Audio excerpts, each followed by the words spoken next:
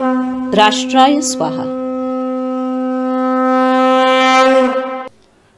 आजच्या घडीला आपल्या कलेच्या माध्यमातून राष्ट्र कार्य करणारी जी फार थोडी मंडळी आहेत, त्यापैकी दोन असं जर का मला कोणी विचारलं तर पटकन मी ज्या दोघांचं नाव घेईन ती दोन मंडळी आज माझ्या बाजूला बसलेली आहेत. अभिनेते शरद पोंक्षे आणि समर्थ वक्ते समीर लिमये. समीरजी, पहिला प्रश्न तो असा आहे, मगाशी शरदजीने उल्लेख केला की पंचा आणि ही वेशभूषा,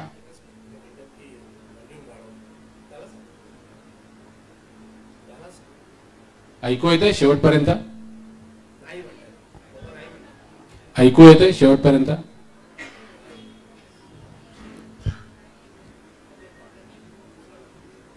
बर, हरकत नाही. आता ऐकू येते?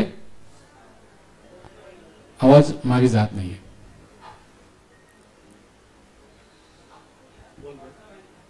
नाही, हे सुद्धा माईक चेक करायला हवेत ना. हा, नमस्कार. आता येते?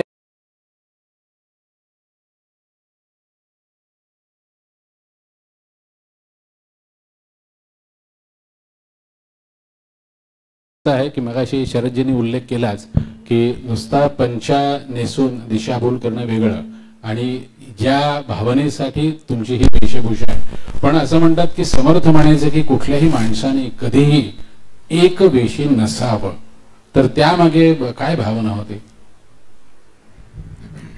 ऍक्च्युली या जे मी नेसलोय त्याला छाटी असं म्हणतात आणि समर्थांनी खूप प्रिसाइज उभी आहे की हा वेश नाही. अच्छा. हा, समर्थ म्हणतात तसं वेश केला वरी वरी आणि दोषच भरला अंतरी, तर काय उपयोग आहे त्याचा? त्याच्यामुळे तो मुद्दात विषय निघून गेला. दुसरा प्रश्न तू काय विचारलास?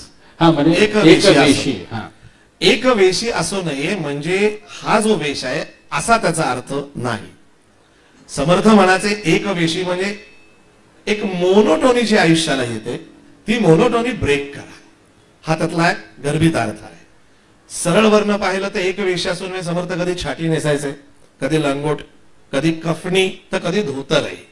काय होतं त्याच्या मागे सायकोलॉजी, शेवटी मनाचे श्लोक आहेत की आपण जनरली बघा एक कॉस्ट्युम करायची लोकांना एक आवड असते. उदाहरण जॅकेट असं आपण धरूया. काही माणसं जॅकेट घालून सुरू करतात, हळूहळू ती इमेज बिल्टअप होते आणि नंतर त्यांना ते जॅकेट कंपल्सरी घालावं लागतं. दुसरा मुद्दा त्यातला असा, समजा एखादी कॉलेजचे कोणी प्राचार्य असतील, ते 24 तास प्राचार्याच्याच भूमिकेत त्यांना वागावं लागतं, त्यांना कधी नॉर्मल राहता येत नाही.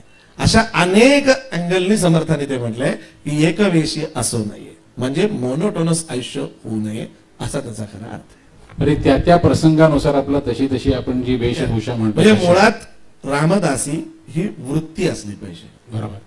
ती ह्या सगळ्यांमध्ये सुद्धा जर मी शर्ट पॅन्ट घालून बसलो तरी काही फरक पडणार नाही, तो वृत्तीनं रामदासी असला पाहिजे. त्याला समर्थ रामाची उपमा एक छान देतात, अंतस्त्यागी बहिस्संग लोकविहर राघव. अंतस्त्यागी बहिस्संग म्हणजे दिसाला सगळ्यांमध्ये पण कुणातच नाही, ती रामदासी ही छाटी आहे. क्या बात आहे, क्या बात आहे. आता तुमच्या मेकॅनिकल इंजिनिअरिंग कडे येतो. मेकॅनिकल इंजिनियर लहानपणी कल्याण गायन समाजात शिकलेलं, म्हणजे गाणं, तबला, म्हणजे संगीताचं शिक्षण. त्यानंतर पुण्यामध्ये 6 महिने तुम्ही नोकरी केली.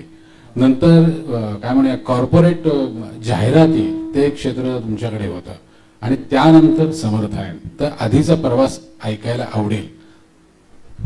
नाही, मी थोडक्यात एवढंच सांगेन की आपण मगाशी जसं म्हटलं तसं की कुठे ना कुठेतरी कोणाचा तरी जन्म होतो, तो काय आपल्या हातात नसतंच ते. एक प्रश्न विचारू का जरा? जन्म आता तुम्ही पटकन म्हणालात म्हणून, समर्थ रामदासांचा जन्म रामनवमीचा, हो, आणि तुमचा जन्म दासनवमीचा, हो. तर यामध्ये काही योगायोग वगैरे असं काही वाटतं? तो समर्थ किंवा ईश्वरी संकेत काही असावा असं काही वाटतं? आता वाटतं असं. तुमचा एक मिनिट, तुमचा जन्म अशा कुठल्या तारखेला जुळून आलेला नाहीये ना? नाही, सहज विचारलो, असं काही हे नाहीये. म्हणजे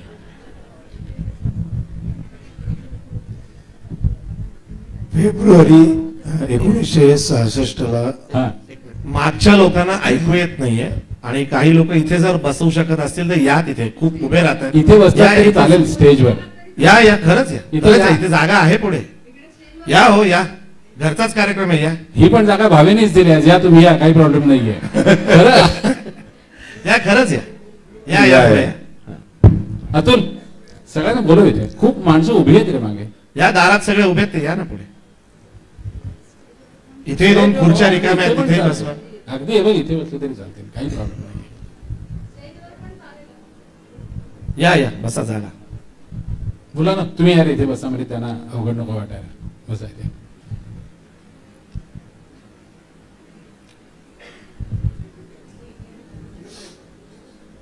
हा शरद, काही नाही, केवळ गंमत, प्रश्न विचारला म्हणून गंमत म्हणून सांगतोय, याचा कशाशी काही संबंध नाही.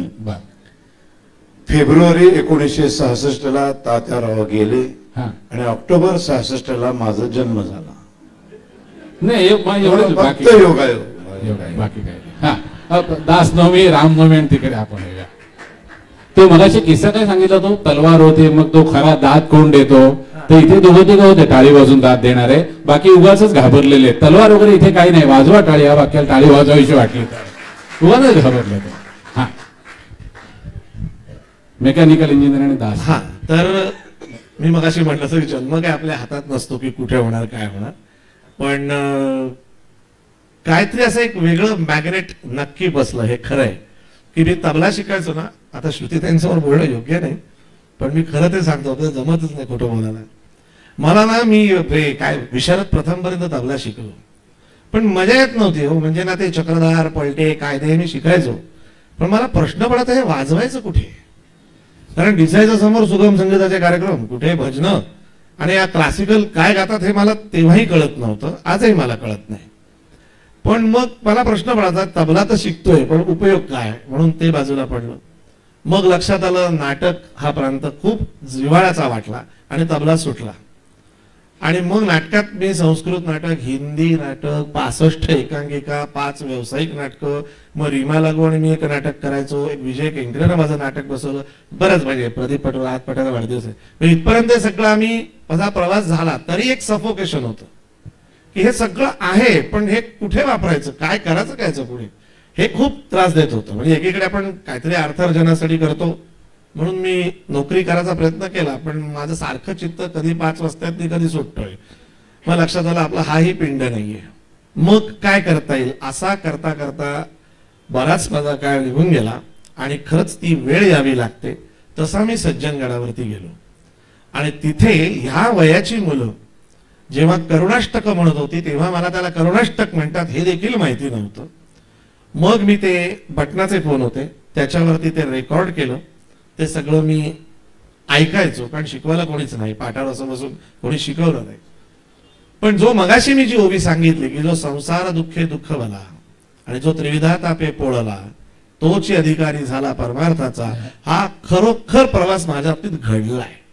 की खूप अनुभव झाले, चिकार प्रकारचे प्रत्येकाचे असतात काही ना काहीतरी, पण मनातलं जे सफोकेशन आहे, काय होतं की आर्थिक चणचण म्हणजेच संकट असं नसतं. काही वेळा काही मनातले प्रश्न असतात, त्याचे विचाराचे कोणाला अशी योग्य व्यक्ती मिळत नव्हती, आणि ती व्यक्ती म्हणजे समर्थांचा दासबोध जेव्हा मी आणला घरी, म्हणजे 1 रुपयाचं खोटं सांगणार नाही, मी पहिल्यांदा बघूया समर्थांनी काय लिहिलंय या ॲटिट्यूडनी वाचायला घेतला होता. मेकॅनिकल इंजिनियर गैरसमज उगाच काहीतरी म्हटलं, बघूया तरी समर्थांनी काय लिहिलं, हा बघूया तरीचा अप्रोच. मग हळूहळू लक्षात आलं की अरे हे भारी आहे, हे काहीतरी वेगळंच आहे. इथे नाटकाचा उपयोग झाला की बिटवीन द लाईन्स, जसं आपण स्क्रिप्ट वाचताना ज्या बिटवीन द लाईन्स रीड करतो त्या मला दासबोधात सापडायला लागल्या. आणि मग लक्षात आलं रे हे अफाट आहे आणि हेच खरं स्क्रिप्ट आहे, बाकी काही स्क्रिप्टच नाही, हीच खरी जीवन संहिता आहे. आणि मग मी त्याचा खूप पद्धतीनं वाचायला सुरुवात केली. सांप्रदायिक चाल का त्याची महत्वाची ते लक्षात आलं. मग त्याच्यात मी वाचन केलं आणि करता करता मला खरंच असं वाटायला लागलं की जर मला थोडंसं तालाचं ज्ञान आहे, जर मला थोडीशी सुराची जाण आहे, जर माझी नाटकामुळे थोडीशी वाणी बरी आहे, त्या सगळ्याचं एंटायर युटिलायझेशन जर मी पुढच्या पिढीपर्यंत समर्थ पोचवू शकत असेल तर मला माझ्या जीवनाचा एक मार्ग सापडला असं वाटलं. आणि खरंच सांगतो त्यानंतरचा प्रवास माझ्या हातात राहिला नाही. माझा जन्म दासनवमीचा आहे हे मला माहिती होतं, पण त्याचं काही फारसं तेव्हा महत्व कळत नव्हतं.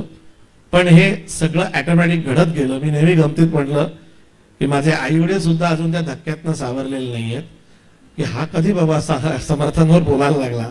पण ते खरंच तसं घडलंय की माझ्याकडे तो ग्रंथ आला, मी त्याचा अभ्यास करतोय, आजही करतोय. आणि गेली साधारण गडावर जायला 14 वर्ष झाली असतील, पण समर्थांचा दासबोधाचा अभ्यास गेली 12 वर्ष मी अथक करतोय आणि ह्याच्या पुढे चालूच राहणार आहे. क्या बात आहे. शरदजी, वेळेचं बंधन. फक्त प्रश्न विचारण्याच्या आधी समीर तुझ्या बोलण्यावर मला बोलावंसं वाटलं. मला काय वाटतं माहितीये की कुणाकडनं काय काम करून घ्यायचं ह्याच्यासाठी माणसं वरचा निवडत असतो. तुझी निवड झाली त्याच्यासाठी. क्या बात आहे, क्या बात आहे. ईश्वरी योजना निवडतात ऑफकोर्स. कुठलं शरीर, कुठलं मन, कुठली बुद्धी, कुणाकडनं काय करून घ्यायचं हे ठरलेलं आहे. बरोबर त्याच माणसाच्या आयुष्यात तशा तशा घटना घडायला लागतात आणि तो बरोबर तिकडे खेचला जातो. आणि मग पुढं असं म्हणाला ना की मला काय म्हणतात बघूया असं बरोबर असं म्हणून सुरू केलेलं आज तो पूर्णपणे समर्थमय झालाय. हे तुला निवडलं गेलेलं आहे आणि हे खूप भाग्यवान आहेस तू. 140 करोडचा भारत आहे. गाढवायचं मी त्याच्यातनं तुला निवडलंय. फार मोठी गोष्ट आहे. फार मोठा नशीबवान आहेस तू. तुला काही मर्सिडीजची गरज नाही, तुला बंगल्याची गरज नाही, तुला कशाचीच गरज नाही. तू सगळ्यात श्रीमंत काय, तुला समर्थाने निवडलंय. क्या बात आहे, क्या बात आहे. शरदजी, तुमच्या बोलण्याचा धागा पकडतो आणि मला देखील असं म्हणावं असं वाटतं की तुम्हाला देखील कुठल्या तरी एका कार्यासाठी निवडलेलं आहे. कारण त्या कार्यासाठी तुम्हाला निवडलंय म्हणून तुम्ही एका खूप मोठ्या आजारपणाला अगदी असं सहज हरवलेलं आहे. तर त्या आजारपणाला हरवण्यासाठी जी एक मनाची ताकद लागते त्याला विल पॉवर म्हणतो. ते काय कुठले डॉक्टर तुम्हाला प्रिस्क्रिप्शन लिहून देऊ शकत नाहीत. ही 3 औषधे घ्या, मनाची ताकद तुमची 3 दिवसात वाढेल. ती आतून यावी लागते. तर त्यासाठी मनाचे श्लोक किंवा मनाची ताकद वाढवण्यासाठी या सगळ्याचा कसा उपयोग झाला? नाही, फार म्हणजे मगाशी पण म्हटलं की संत फार महत्वाचे आहेत आपल्या आयुष्यात. ज्ञानेश्वर माऊलीपासून तुकाराम महाराजांपर्यंत हे 5 संत फक्त एकदा वाचले की कुठल्याही संकटावर तुम्ही सहज मात करू शकता.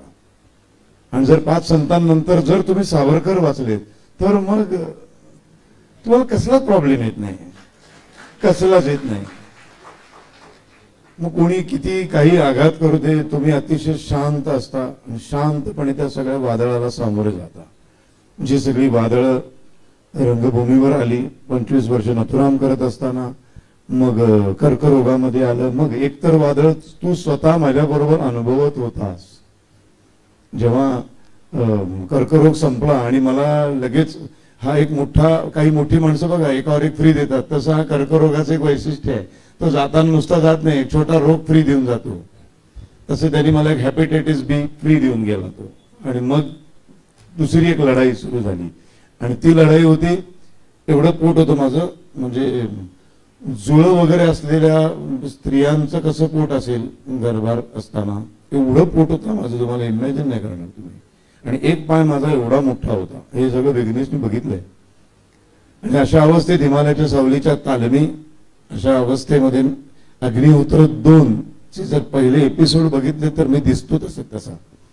हे सगळं करत असताना एकच स्वतःला समजावत होतो की मी थँक्यू म्हणत होतो परमेश्वराला. कारण आपल्या संतांनी ना, माझ्या घरामध्ये ज्ञानेश्वरी आहे, माझ्या आईच ज्ञानेश्वरी आहे, दुसरी ज्ञानेश्वरी म्हटलंच तरी चालेल. अच्छा. गेली 50 वर्ष एकही दिवस, 50 वर्षातला एकही दिवस माझी आई 300 ओव्या ज्ञानेश्वरीच्या वाचल्याशिवाय झोपत नाही.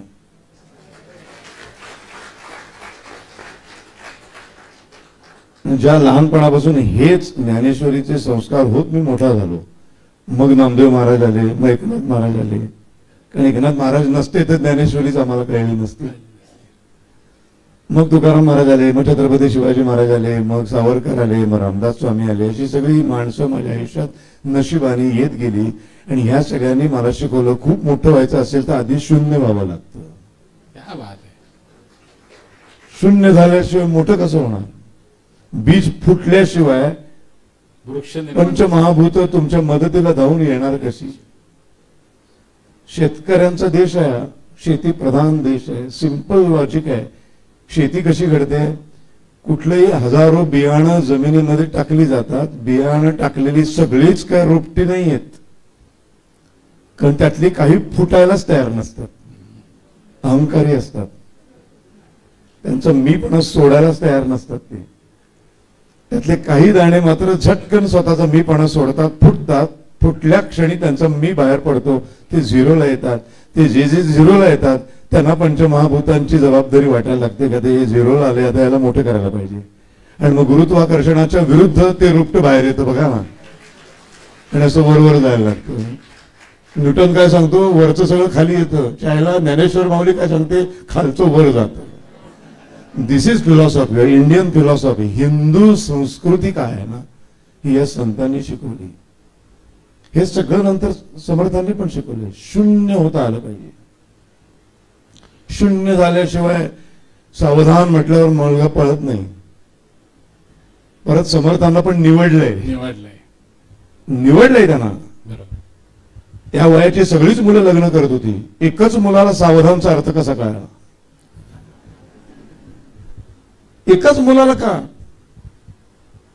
निवडलंय? त्यांना निवडलेलं असतं. मला सुद्धा आजारपणातनं बाहेर काढलं. शेवटचे 50% जाणार म्हणून सांगितलेलं होतं. संपूर्ण शरीर त्या कॅन्सरने भरलेलं होतं. आलो बाहेर त्यातनं. हे सगळं वाचायला सुरुवात केली ना की फार सोपं होतं आयुष्य. लढण्याची एक ताकद आहे. फार सोपं, फार इझी होऊन जातं. मग कुणाची तरी मर्सिडीज बघून आपल्याला हेवा वाटायचं बंद होतं. भावेंच्या घरी पण मी जेवायला गेलो. मला नाही काही वाटलं की माझ्याकडे 600 स्क्वेअर फीटचा फ्लॅट आहे, गेली कित्येक वर्ष, यांचं केवढा बंगला आहे. ही असूया मला नाही वाटली. मला आनंद झाला की भावे माणसाचा एवढा मोठा बंगला आहे. दुसऱ्याचा मोठेपण बघून आनंद वाहण्याच्या प्रक्रियेकडे संत तुम्हाला घेऊन जातात. क्या बात आहे, क्या बात आहे. फार महत्वाची गोष्ट आहे. एक त्याच्याने प्रिसाइज ओवी आहे, जी मी खूप गमतीशीर सांगतो की परदुःखे दुःख बना. दुसऱ्याचं दुःख बघून आपल्याला दुःख होतं. चॅलेंज पुढे परसंतोषे सुखावाला. हे जमत नाही हो, गडबड तिथे आहे. खरं त्याकडे क्लॅरिटी पाहिजे. तर ते शून्य होणं फार महत्वाचं आहे. आणि मी धावत होतो 25 वर्ष. अभिनेता व्हायचंय, मोठा स्टार व्हायचंय, मोठं काहीतरी करायचंय आयुष्यात. धावतोय 24 तास. चायला गाडी चालवतोय, शूटिंग करतोय, शूटिंग करून प्रयोग करतोय, आकाशवाणीवर जातोय. जे जे म्हणून आपल्याकडे परफॉर्मिंग आर्टचे जेवढे मार्ग आहेत ते सगळेच्या सगळे व्यापून टाकलेले आहेत. धावतोय. आणि एकाच ठिकाणी येऊन थांबलेलं कळलंच नाही. त्याच्या पुढे जातच नाहीये गाडी. आता त्याच्या पुढे जायचं असेल तर खाली यावं लागेल. आणि ते खाली आणण्याचं काम भगवंतानी केलं. आणि बरोबर म्हणाला, थांब, तू असा थांबणार नाही. चायला तुला आता काहीतरी द्या. अधिक वेगाने धावायचं आहे. शरद, आता तुम्ही आईचा उल्लेख केला, 300 उभ्या रोज. मला तो प्रसंग आठवतोय काहीतरी त्या म्हणजे त्यातला एक प्रसंग. म्हणजे हे सगळे याच्यावर कोणी विश्वास ठेवणारही नाही कदाचित, पण मी माझ्या डोळ्यांनी बघितले. मी 8वी 9वीत असेल तेव्हा. आणि आईच्या गुरु सकृ देवधर म्हणून पुण्यामधले खूप मोठे ज्ञानेश्वरीचे उपासक होते, ते आमच्या आईचे गुरु. त्यांनी जिथे अशी जागा नसेल, जिथे आपण कुठेतरी रेल्वे स्टेशनवर असू, प्रवासात असू, तर गोष्टी वेगळी. कुठेही तुम्ही ज्ञानेश्वरी काढून वाचा. पण घरात असाल तेव्हा शक्यतो माऊलीचा फोटो ठेवा एका चौरंगावर, पाटावर. काळा बुक्का लावा. नमस्कार करून नम्रपणे वाचायला सुरुवात करा. हा नम्रपणा असला पाहिजे. मी काहीतरी करतोय, तो परत मी आला, परत ते मी फुटणं आलं. आणि मग वाचायला सुरुवात करा. त्यांनी त्या दिवशी बुक्का लावला आणि वाचायला सुरुवात केली. तर तिला डाव्या डोळ्याला दिसेच ना. मग ती माझ्या वडिलांना म्हणाली, अहो बघावं जरा, काय होतंय डोळे पुसलं ते आपण बघ, असं फडकं गरम करतो आणि असं डोळ्याला लावतो, असं करून झालं, असं करून ती फुंकर मारून झाली, काही केला. ते डाव्या डोळ्याला काही ज्ञानेश्वरीच्या ओव्या दिसेना. मला पण म्हणाले, काय रे शरद, काय आज माझं काय वाचन होईल की नाही, खंड पडेल अशी तिला विचारला. आणि मग तेवढ्यात सहजपणे माझ्या वडिलांचं लक्ष माऊलीच्या फोटोकडे गेलं. चुकून माऊलीच्या डाव्या डोळ्याला बुक्का लागला होता. अतिशय अशी शर्मेने लाजेने माझ्या आईने पदराने त्याचं छान पुसलं आणि माऊलीला म्हणे, माफ कर मला. आणि परत त्याला कपाळ बघितलं, लख दिसायला लागलं. आता ह्या संस्कारात मी वाढलेलो आहे. म्हणजे शिवाजी महाराजांच्याकडनं पण स्वराज्य निर्मिती झाली, त्याला पण बघ. तूच मागे एकदा आपण जेव्हा कॉर्पोरेट कीर्तन करायचो त्यात एक प्रसंग सांगितला होतास की कुठेतरी अहंकाराचा वारा लागलेला आहे. महाराजांना सुद्धा माणूस आहे शेवटी. आणि हे सगळं मी करतोय मी करतोय मी करतोय. मग समर्थ म्हणाले, दगड फोड. बेडकी निघाली आणि आपली बेडकी निघाली. ती जिवंत कशी होती. मग ते मला, ही पण तिला पण दगडाच्या आतूच पाणी देत होत असणार आहे असं ते म्हणाले. तेव्हा त्याला कळलं की नाही, हे जे आहे ना, आणि तिथे जेव्हा ते महाराज आले ना, तिथून मग प्रचंड मोठी उडी आणि स्वराज्याची स्थापना निर्माण झाला. आता कॉर्पोरेट कीर्तनचा उल्लेख निघाला, तत्पूर्वी मला असं विचारते की हे सगळं मगाशी तुम्ही सांगितलं समर्थ मध्ये मेकॅनिकल इंजिनिअरिंग वगैरे गाणं सोडलं वगैरे, पण समर्थ आहे सुरू करायचं. फक्त एक मिनिट, तो आपला बीज फुटल्याचं अर्धवट राहील, बर ते पूर्ण करतो जरूर. म्हणजे न्यूटन पेक्षा ज्ञानेश्वर माऊली मोठी आहे ना. हो जरूर. नाही, मोठीच प्रश्न नाही त्याच्याबद्दल. न्यूटन मोठा, पण ज्ञानेश्वर त्यांचे बाप आपण म्हणूया. म्हणजे न्यूटन नंतर आले हो, खूप आधी, नाही का. मग ती पंचमहाभूत कामाला लागली. पटकन सांगतो. पंचमहाभूत कामाला लागली, मग ते रोपटं वर आलं, जमिनीतनं बाहेर आलं, मग ते सूर्याच्या दिशेने वाढायला लागलं. वाढत वाढत वाढत मग त्याचा मोठा वृक्ष झाला. मग त्याला फुलं आली, मग त्याला फळं आली, मग ती फळं पिकली, मग ती फळं पिकलं, ते खाली पडलं, तेव्हा न्यूटन आला. न्यूटन मोठा. अनेकांनी फळं पडताना बघितले, पण कोणाच्या डोक्यात न्यूटन सारखे विचार नाही आले. म्हणून न्यूटन मोठा, त्याचं कमी मला अजिबात करायचं नाही. पण माऊलीने ते वर का जातं ते सांगितलं. अद्वैत म्हणजे, म्हणून आपल्याकडे वाढदिवसाला आहे कापा कापी आणि भिजवा भिजवी नाही, खांबावर चढवायची प्रथा आहे. माहिती की नाही, कोणाला माहिती नसेल. लहान मुलांना असं ओवाळल्यानंतर खांबावर चढवायचं, वर जायचंय सगळं. मारुतीला कुठे गेला जन्माला, डायरेक्ट त्यालाच पकडायला गेला ना. ही संस्कृती आहे. म्हणून सूर्य उगवल्यानंतर स्वातंत्र्य मिळायला पाहिजे होतं. चायला आम्हाला 12 वाजता दिलं, तिथं गडबड झाली. येतो त्या मुद्द्याकडे नंतर येतो. कॉर्पोरेट कीर्तन आणि समर्थ आहे, म्हणजे तुम्ही दोघांनी सुरू केलं तर कॉर्पोरेट कीर्तन, हे मला माहिती आहे. नंतर वेगवेगळे प्रयोग आणि शूटिंगमुळे ते काय म्हणे शरदजी त्यातनं बाहेर पडले. समर्थ आहे असं काही सुरू करावं, ही संकल्पना कशी सुचली आणि त्यासाठी काय काय काय काय करावं लागलं? कारण ते तर असं झालं नाही आज कल्पना सुचली आणि उद्यापासून सुरुवात झाली, असं तर झालेच नाही. तर समर्थांची कल्पना कशी काय सुचली?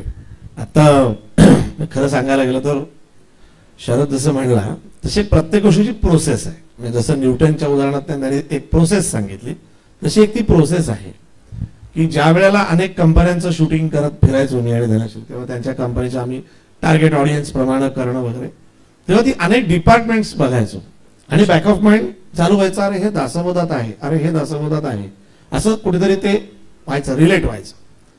आणि एक असा प्रसंग घडला की गडावरती अनेक, तुम्ही पण सगळे गेलेले असणार दिसले, आणि आपण साधारण सज्जनगडावरनं जेव्हा तिथे दर्शन घेतो आणि तिकडनं जेव्हा आपण उतरतो, 99% लोकांच्या तोंडात वाक्य असतं, काय आमटी होती आणि तो वाफाळलेला भात. म्हणजे इथे लक्षात आलं असेल तुमच्या. असंच माझंही सुरुवातीला होतं. नंतर नंतर जाऊन जाऊन एक दृष्टीला व्यापकता आली. मग लक्षात आलं की नाही, या गडावर सुद्धा एक वेगळं ऍडमिनिस्ट्रेशन आहे. आणि असे समर्थांनी 1100 मठ केले. ते एका सज्जन गडावर समर्थ फक्त शेवटची 6 वर्ष होते. तिथे काकड आरतीला लोणी दिलं पहाटे, आणि ते लोणी ताजं होतं. बघा कशातनं काय सुचू शकतं. ते लोणी ताजं, तेव्हा माझ्या लक्षात आलं की ज्या अर्थी हे लोणी ताजं कोणीतरी आता ताक केलंय, म्हणजे कोणीतरी विरजण काढलं. म्हणजे अशातनं करत करत मी गोशाळेपर्यंत गेलो आणि मग लक्षात आलं इथे भिक्षेची यंत्रणा वेगळी आहे, रोजची पूजेची यंत्रणा वेगळी आहे, एक आलेल्या भिक्षेतलं धान्य साठवण्याची यंत्रणा वेगळी आहे. म्हणजे एका कंपनीत जशी डिपार्टमेंट असतात तशी प्रत्येक मठात आहेत, आणि दॅट टू परमार्थ, म्हणजे त्याच्या बदल्यात कोणाला काही मिळणार नाहीये. असे जर 1100 मठ उभे करायचे असतील तर समर्थाला किती व्यापताप करायला लागला असेल. हे डोक्यात जेव्हा भिनायला लागलं, त्याच दासबोधाची तीच ओवी प्रत्येक वेळी वेगळा अर्थ द्यायला लागली. आणि मग लक्षात आलं की हे जे आता कॉर्पोरेट मध्ये ज्याला कॉर्पोरेट हा शब्द वापरला जातो, हे समर्थाने आधी करून दाखवलंय 350 वर्षापूर्वी.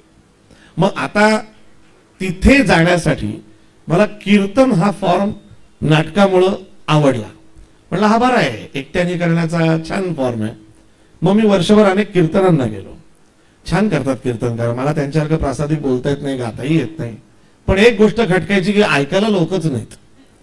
मग असं मनात यायचं की आता आपण तिघही त्या फील्डमध्ये, मी नाही आता बाहेर पडलो, तुम्ही आहात, पण खरंच सांगतो म्हणजे असं जर विचारलं की कीर्तनाला येणार का, किती वाजता आहे, असं विचारतात. मी शक्यतो नकोच बोलू, आहे रात्री 8:30, छे आमची अजून जेवण पण नाही झाली.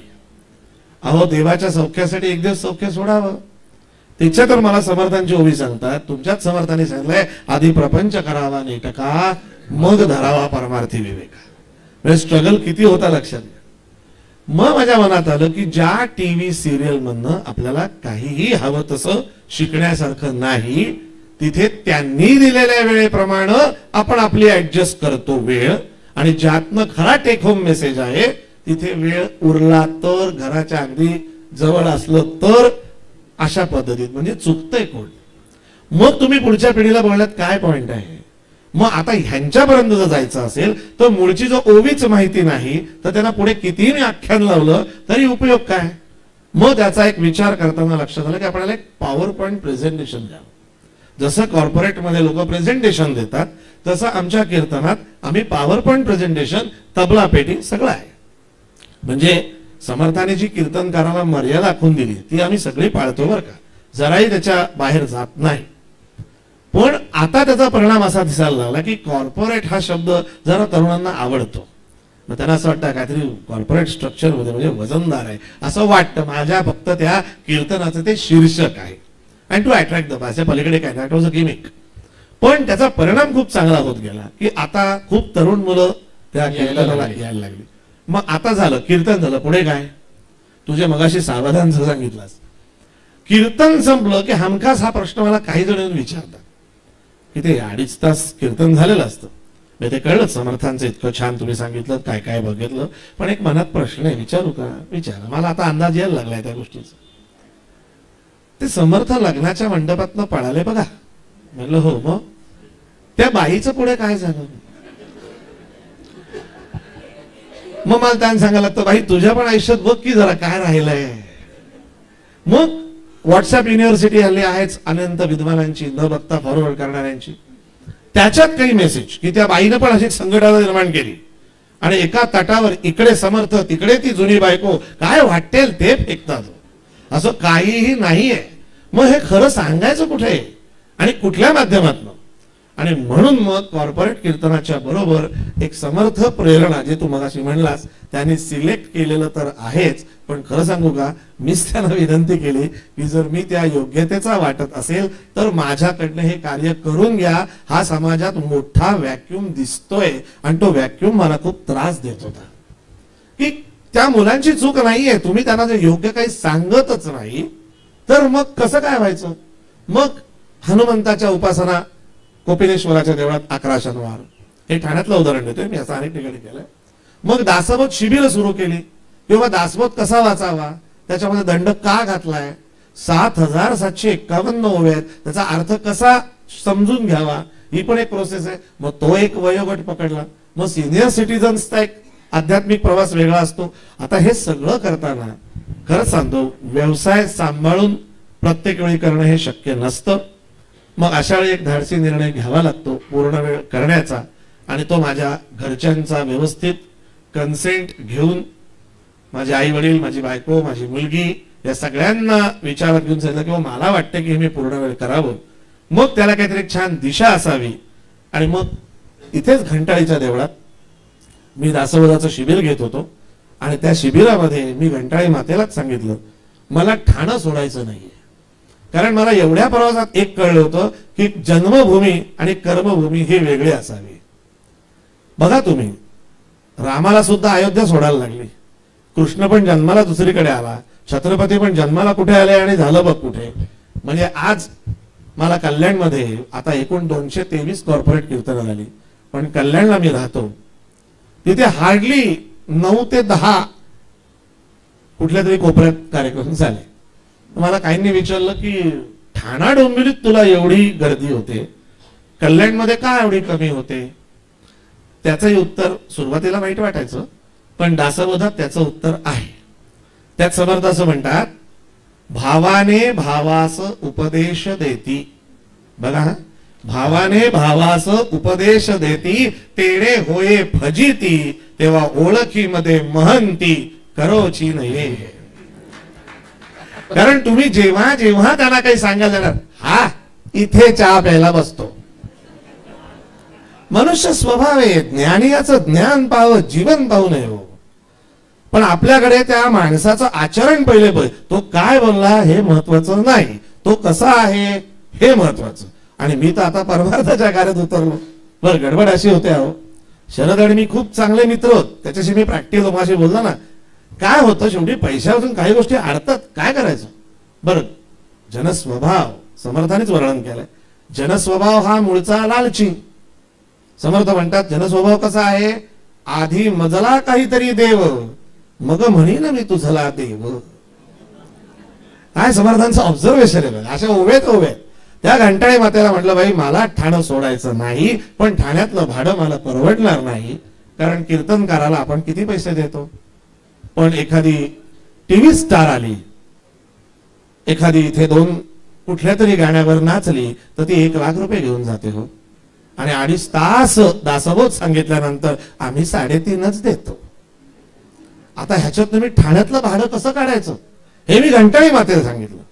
आणि मग आता इथे असेल तो प्रदीप भावे, त्या भावेच माझ्या आहेत नशिबे, पक्क सांगतो. त्या प्रदीप भावेनं मला सांगितलं की एक माझे मित्र आहेत. आपल्यात अशी एक पद्धत आहे की मी एकाला भेटायला गेलो, मी एकीकडे गेलो, सांगायचं नाही पटकन कुठे ते. तर तो म्हणला एक मित्र आहेत, त्यांना तुला भेटायचे, ते गेली 6 महिने तुला भेटण्यासाठी प्रयत्न करतायत. म्हटलं बरं, मग त्यांना घेऊन येऊ का? म्हटलं ये घेऊन. आता काय हे ऑफिस आम्ही सोडणार आहोत, इथलं काय भाडं परवडत नाहीये. ते जे त्यांना घेऊन आला तो प्रदीप भावे, ते आला ह्या भाव्यांना घेऊन. आणि मग या भाव्याने सांगितलं तुझा काय प्रॉब्लेम आहे, जागाच ना, चल गोखले रोडला माझी जागा आहे, तू समर्थान सुरू कर. आता सज्जनो, मी खरंच तुम्हाला सांगतो की एक जागा किती काम करून जाते.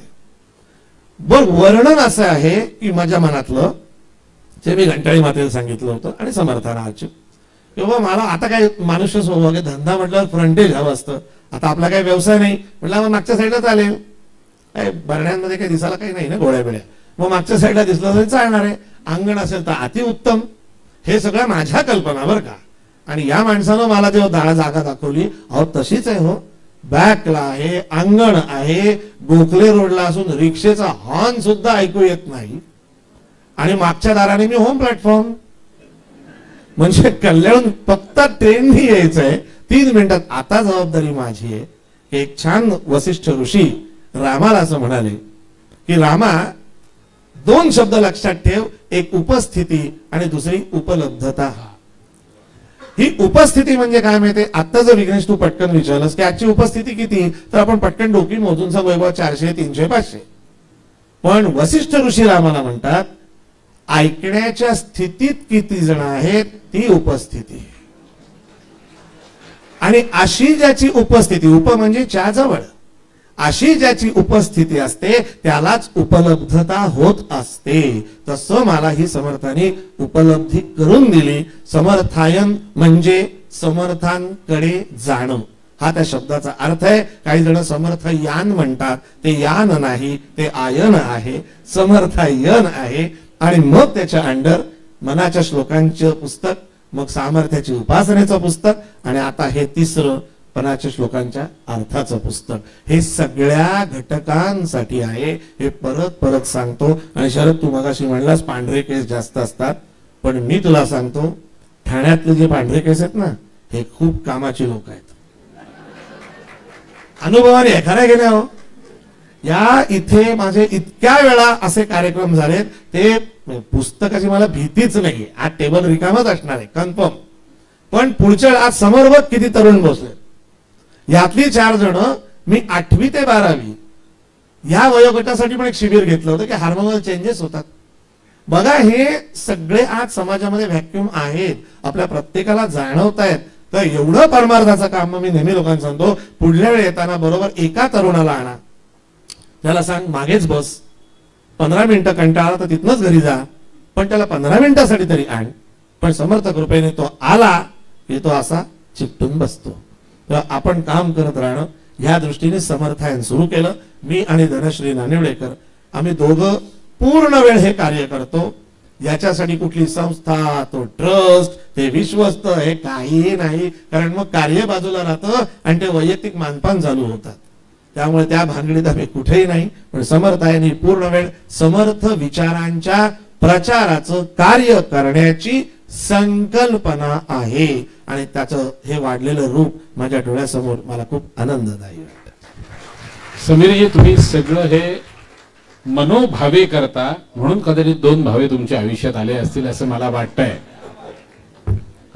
शरदजी, तुम्हाला एक प्रश्न विचारता म्हणतात पूर्वी आता तुम्ही म्हणालात ना, त्या अनुषंगाने लगेच तो प्रश्न डोक्यात आला म्हणून विचारतो की तुम्ही नेहमी असं म्हणता की नुसतं वाचणं, म्हणजे आता मनाचे श्लोक किंवा दासबोध, नुसतं वाचणं वेगळं, आणि जर का तुम्ही त्या एका विशिष्ट चालीत ते म्हटले श्लोक किंवा आहे तर अर्थ समजायला सोपं जातं. असं कुठलं एखादं दुसरं पटकन उदाहरण द्याल का, की नुसतं वाचून काय होतं आणि चालीत तो दंडक लक्षात घेऊन, ह्रस्व दीर्घ लक्षात घेऊन जर का आपण वाचलं तर अर्थ वेगळा जास्ती असा विशद करून सांगावा लागत नाही.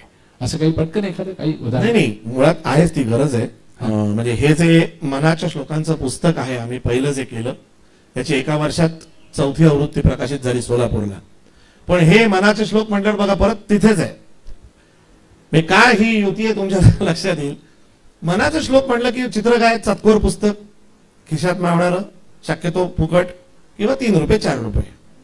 मला नेहमी दुःख होतं की अरे विश्वात मन या न दिसणाऱ्या अवयवाला 205 पकडणारे एकमेव समर्थ आहेत. मग आपणच आपल्या या संतांचं साहित्य इतकं स्वस्त का करून ठेवावं? म्हणून समर्थाने दासबोधात सांगितलं त्याप्रमाणे मोठ्या फॉन्ट मध्ये पहिले केलं की म्हातारपणी सुद्धा वाचता यायला पाहिजे. हे दासबोधात लिहिलंय, माझ्या मनातलं नाही. म्हातारपणी पण वाचता आलं पाहिजे म्हणून हा फॉन्ट केला. दुसरी गोष्ट, मागे हा QR कोड केला. ही आयडिया मला माझा मित्र मंदार जोगळेकर यानंच दिली.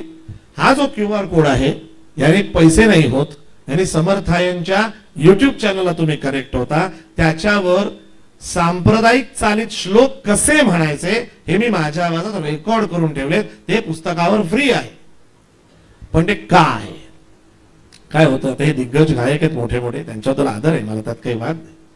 पण त्यांनी ज्या कंपन्यांनी मना श्लोकांच्या सीडीज म्हणा, कॅसेट्स जे काढले, साधं बघा ते छान गातात आणि ते गायला रोज वाटतं काय मस्त वाटतंय असं वाटतं आपल्याला. श्लोक त्यासाठी नाही आहेत. श्लोक खडबडून जाग होण्यासाठी आहेत की बाबा रे तुझं काहीतरी चुकतंय. हा तुझ्या मनाशी तू केलेला संवाद आहे आणि म्हणून त्याला एक सांप्रदायिक चाल आहे. दुसरी गोष्ट, ती सांप्रदायिक चालीचं वैशिष्ट्य समर्थांची चाल आहे. परत भिक्षेला आम्ही जेव्हा निघतो, जर 4थ्या मजल्यावर कोणी राहत असेल तर त्याला छोट्या आवाजातला ऐकू जाईल का? बरं, समर्थांना मुळात मारुतीचे उपासक, लेचपेच मान्यच नाहीये. त्यामुळे तो खणखणीत असला पाहिजे, उच्चार स्वच्छ असला पाहिजे आणि त्याच्यासाठी त्या सांप्रदायिक 2 प्रकारच्या चाली, त्या चालीत हे सगळे श्लोक उपलब्ध आहेत. म्हणजे अगदीच मगाशी आपण गणाधीश जो म्हटलं तर त्याच एक थोडस सांगतो, म्हणजे तो सगळ्यांना येत असतो. आता सांप्रदायिक चालीत कसं आहे, पहिली गोष्ट त्याच्यामध्ये ह्रस्व दीर्घाला फार महत्व आहे. गणाधीश जो ईश सर्वा गुणांचा, मुळारंभ आरंभ तो निर्गुणाचा, नमो शारदा मूळ चत्वार वाचा, गमो पंथ आनंद संत या राघवाचा श्रीराम, ही श्रीराम म्हणायची पद्धत आहे. आता ही एक चाल. आणि दुसरी कुठली आहे? मना सज्जना भक्ती पंथेची जावे, तरी श्री हरी पाविजे तो स्वभावे. बघा कसं तुम्ही अर्थाला पोचलात की पहिले मना सज्जन हो, भक्ती पंथाला जा आणि मग तुला श्री हरी पावेल. पण पहिला चॅलेंज काय? मनाला सज्जन करणं. या चालीनी या अर्थापर्यंत पोहोचतो. मग पुढे काय म्हणतात समर्थ? जनी निंद्यते सर्व सोडून द्यावे. मग काय करायचं असा मनात प्रश्न येतो. जनी वंद्यते सर्व भावे करावे. जय जय रघुवीर. भावे म्हणतील सारखं माझ्यावरच काय आहे, पण हा नुसतं बघितलं काय. बरं असं शरदजी, तुम्हाला प्रश्न असा विचारायचा आहे, तू हे आहो का करतोयस? काय माहितीये का आपल्या, मला वाटलं हा राज ठाकरे इफेक्ट आहे की काय. ते म्हणले ना आता कलाकारांनी एकमेकांना सर म्हणा. नको शरद म्हण. बरं असू दे, काही मैफिलीचे संकेत असतात म्हणून म्हणजे भावना इथे कुठलेही संकेत नको आहे. शरद म्हणतो. काय असतं की मन आणि मेंदू कधी कधी एकत्र काम करत नाही. म्हणजे मन काहीतरी वेगळं सांगत असतं आणि मेंदूला आकडेमोड कळत असते. नथुराम गोडसे हे नाटक बंद करण्यासाठी एक मानसिक ताकद लागते. कारण रोज असं बुकिंग दिसत असतं आपल्याला, लाखो रुपयांचा फायदा होत असतो, म्हणजे होतोच त्यामध्ये, आणि तसाच होत राहावा अशी इच्छा. पण तरीही नाटक बंद करायचं म्हणजे बंद करायचं 50व्या वर्गाला. तर ही मानसिक ताकद कुठून येते? मी ठरवलेलं होतं की एका विशिष्ट ठिकाणी येऊन थांबायचं. 2-3 कारणं होती. एक तर नथुरामचं वय आणि माझं वय हा सगळ्यात मोठा फॅक्टर होता. खरं तर मी 2018 साली हे नाटक बंद केलं होतं, असं जाहीर करून. त्यामुळे त्याच्यानंतर करण्याचा प्रश्नच येत नव्हता. पण 19 नंतर जे काही आयुष्याला कलाटणी मिळाली आणि जे काही भयंकर घडत गेलं, त्याच्यानंतर जवळजवळ पुनर्जन्म झाल्याची भावना निर्माण झाली. आणि व्याख्यानं देत सपाट्याने फिरत होतो मी.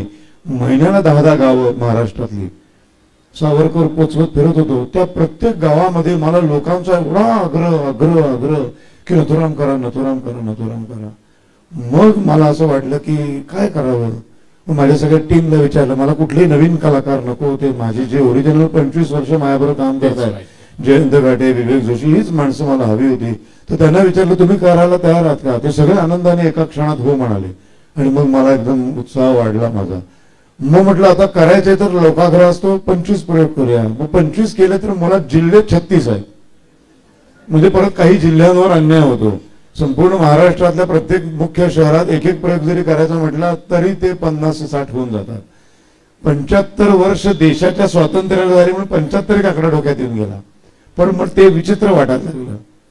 तोपर्यंत 76 वर्ष झालेली होती. आणि 100 करायचे तर मग तेही पटत नव्हतं. 100 लोकाग्रह असतो, 100 नाही करत कोणी. मग लोकाग्रह असतो 500 पण करतील की, त्याला काहीच अर्थ नाही. मग तो 50 आकडा आला आणि प्रामाणिकपणे ठरवलं 7 ऑक्टोबरला शुभारंभ करतानाच 26 जानेवारी ही तारीख ठरवलेली होती की 26 जानेवारीला 50वा प्रयोग करायचा. किती लोक रडले, ओरडले, किती लोकांनी प्रत्येक प्रयोगाला मी कर्टन कॉलला आल्यानंतर मला लोक ओरडून सांगायचे बंद करू नका, बंद करू नका. मी ठरवलेलं होतं. आणि पैशाचं म्हणशील तर पैसा हा सगळं काही नाहीये रे. त्याच्या फार पलीकडचं खरं आयुष्य आहे. त्याच्या पलीकडं फार मोठा आनंद आहे. आणि त्याच्यासारखा आनंद आणि तशी श्रीमंती माझ्या एवढा श्रीमंत कोणी नसेल. मग क्या बात आहे, क्या बात. हा बरं सांगतो. म्हणजे टाळ्या मिळवणं, ताई बसल्या त्यामुळे त्यांना माहिती आहे टाळ्यांची किंमत काय असते. इतके मोठमोठे मॉल बनतात पण टाळ्यांचं दुकान कुठे नसतं बघा, विकत नाही. ते मनाला, मेंदूला दोन्हीची तार जोडली जाते आणि मग त्या थंडीत एअर कंडिशन मध्ये हाताची घडी घातलेली हात मेंदूकडनं ऑर्डर येते, मग तसे दोन बाजूला होतात आणि त्याचे आपटायला लागतात आणि त्या टाळ्या थांबत नाही. आणि त्या बाबतीत मी भयंकर श्रीमंत आहे. त्यामुळं आणि सावरकरांनीच म्हटलेलं आहे की कुठं थांबावं हे कलाकाराला, खेळाडूला आणि राजकारण्याला कळलं पाहिजे. काय बात आहे. अजून हवंय, अजून हवंय, अजून थोडे प्रयोग करा असं म्हणत असतानाच थांबायचं असतं. लोकांनी कधी नाही विचारलं पाहिजे, का विचारलं पाहिजे. क्या बात आहे. सावरकरांच्या आधी समर्थ आहेत. समर्थ म्हणाले जिथे हुरहुर लागते तिथेच थांबावं. ती हुरहुर तुला हुरहुर सुटपुट लावून जाण्यात मजा असते. त्यामुळं ते नक्की होतं. त्यामुळे मी तिथे थांबलो. आणि आता आपण करतो ना हिमालयाची सावली. आम्ही त्याच्याकडेच येणार होतो. म्हणजे म्हटलं विसरतोयस की काय, तर ते जरा आधी सांगून टाक कधीपासून सुरू करतोयस ते. आम्ही साधारण पुढचा जो सीझन असतो पावसाळा संपल्यानंतर नोव्हेंबर पासून, तेव्हा आम्ही परत एकदा असेच, तेही असंच करूया. फक्त 50 प्रयोग, खास लोकाग्रहास्तव हिमालयाची सावली नोव्हेंबरला वगैरे येईल. आणि त्यात माझा विघ्नेश मित्र माझा अतिशय सुंदर काम करतो. त्यात एक भूमिका करतो तातोबाची. फार प्रतिम भूमिका, तुम्ही बघालच. तुझ्या 2 भूमिका, म्हणजे सगळ्याच भूमिका घालल्या, पण 2 भूमिका अशा आहेत की ज्या भूमिकेच्या नावामध्ये राम आहे. एक म्हणजे नथू राम, मी एकेरी उल्लेख करत नाही त्यांचा, ते भूमिकेचं नाव म्हणून सांगतोय. एक म्हणजे नथू राम आणि एक म्हणजे देवराम. अजून एक होता कुंकुतला तो परशुराम. नाही म्हणजे आता मगाशी समीर म्हणाला ना की दाद कशी मिळते, जो अस्सल असतो तो दाद देत नाही, तशी एक दाद तू नेहमी म्हणतो की ती अशी मनाच्या काय म्हणतो अशा कप्प्यात ती अशी साठवून ठेवली असतो, जी एक देवरामला आहे आणि जी एक नथुरामला आहे. आणि ती एकाच दिवशी एकाच गावात काही क्षणामध्ये मिळालेली दाद आहे. ती नक्की दाद काय होती? कोल्हापूरला प्रयोग होता नथुराम गोडसेचा. असाच हाऊसफुल प्रयोग. लोक वेडे झाले नाटक बघून. एक दाम्पत्य असं भेटायला आलं, 60-65 वयाचं, कुलकर्णी नाव त्यांचं. भेटायला आले, खूप रडले, असा हात घट्ट पकडला. म्हणजे ही प्रतिक्रिया फारच कॉमन झाली माझ्यासाठी की प्रयोग संपल्यानंतर खरंच अशी रांग लागून लोक भेटायला येतात. आणि भेटायला आले, रडले, म्हणे काय साक्षात नथुराम उभा केलात वगैरे वगैरे सगळं नेहमीच झालं. आणि ते केशवराव भोसले म्हणून बाहेर पडले. केशवराव भोसलेचं एक वैशिष्ट्य आहे, नाट्यगृहाला लागूनच कुस्तीचं मैदान आहे. म्हणजे हे वेगळंच आहे काहीतरी. त्या दिवशी पुढारी आणि सकाळचे वर्तमानपत्राचे पत्रकार आलेले होते. त्यांना माझी मुलाखत घ्यायची होती. त्यांना म्हटलं प्रयोग झाला, सगळे लोक भेटून गेले की आता उद्या रात्री प्रयोग आहे साताऱ्यात, निवांतपणा आहे, कोल्हापूरलाच आम्ही राहणार आहोत, त्यामुळे मस्तपैकी आपण बाजूला ते कुस्तीचं मैदान आहे तिथे बसू. असंही पत्रकार आणि आपण म्हणजे कुस्तीच असते एक प्रकारची, तर आपण तिथे कुस्ती खेळू म्हणून ते वाट बघत उभे होते. आणि सगळे गेल्यावर म्हणाले चला आपण आता मुलाखत घ्यायला जाऊया. म्हणून आम्ही केशवराव भोसले बंद बाहेर आलो. बाहेर आल्यावर बरोबर तेच कुलकर्णी दाम्पत्य पुन्हा समोर उभं. आत्ताच भेटून गेल्यामुळे मी पण एक स्माईल दिली त्यांना. तेही हसले आणि पुढे आले. मला म्हणाले काम आहे तुमच्याकडे. म्हटलं काय आहे?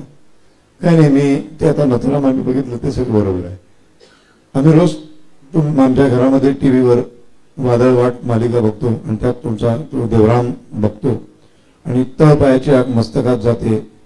आणि माझा मुलगा नोकरीला लागला तर त्या क्रेडिट सोसायटी असायची माहिती आहे, आता नसेल पण हे सगळं.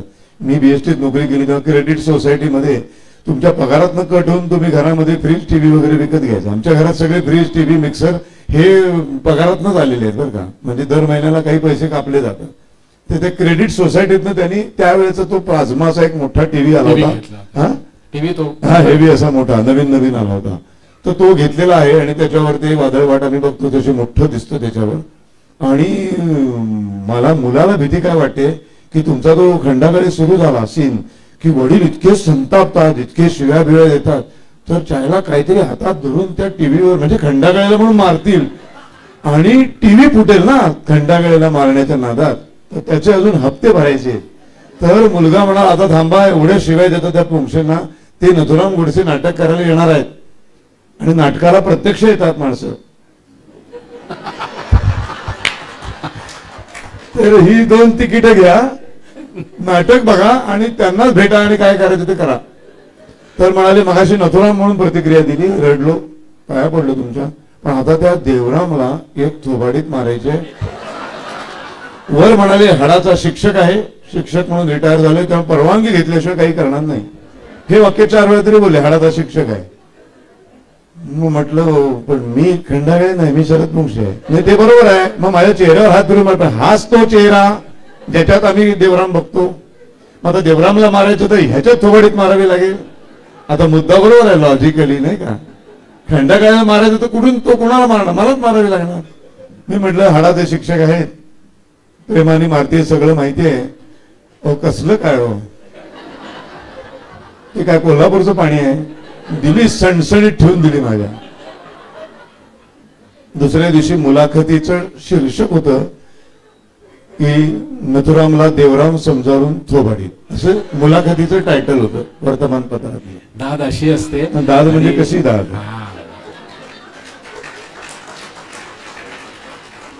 विष्णूला भक्त लांछन म्हणतात. भक्ताने का अशी लाच मारली विष्णूच्या छातीवर, ती त्यांनी अशी अभिमानाने मिरवली.